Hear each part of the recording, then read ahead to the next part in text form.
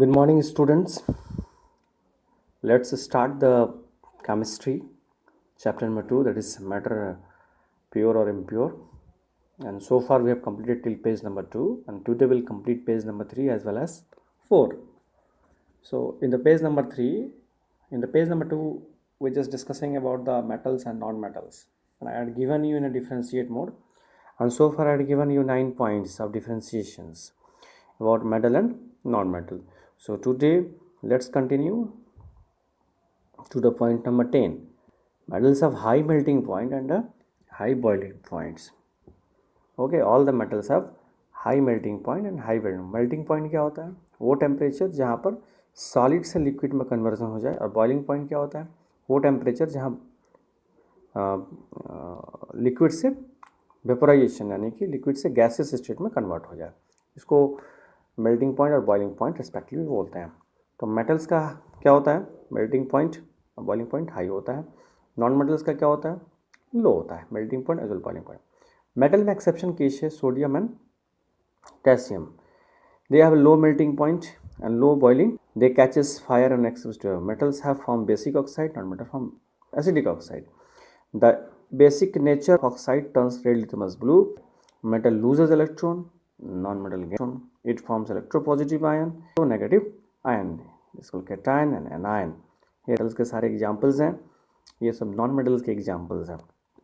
Sodium, potassium, aluminum, iron, silver, gold, magnesium, calcium. These are example of metal. And here carbon, oxygen, hydrogen, fluorine, chlorine, sulfur, iodine. These are example of this. Now let's come to the page number 4.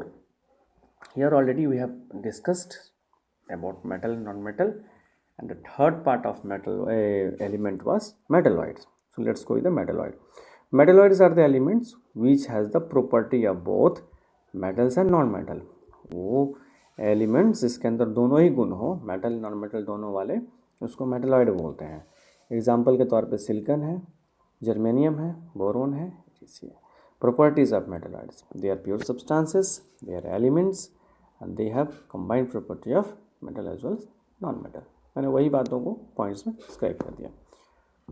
अब ये pure substance का second हिस्सा, जो compound आपको पढ़ना था. Element का पूरा हो गया.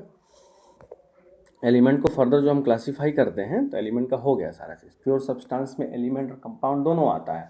तो एलिमेंट का तो आपने पढ़ लिया, एलिमेंट पढ़ लिया, उसके फिर metals, non metals and metalloids पढ़ लिया आपने. अब कंपाउंड पढ़ना है. ठीक है. तो what is compound? A compound is a pure substance which is composed of 2 और more elements in a fixed proportion. In a fixed proportion बोलना बहुत ज़रूरी है. एक्टिव प्रोपोर्शन नहीं बोलेंगे तो मिक्सचर के साथ जो है कन्फ्यूजन हो जाएगा. सो ध्यान से भी समझिए.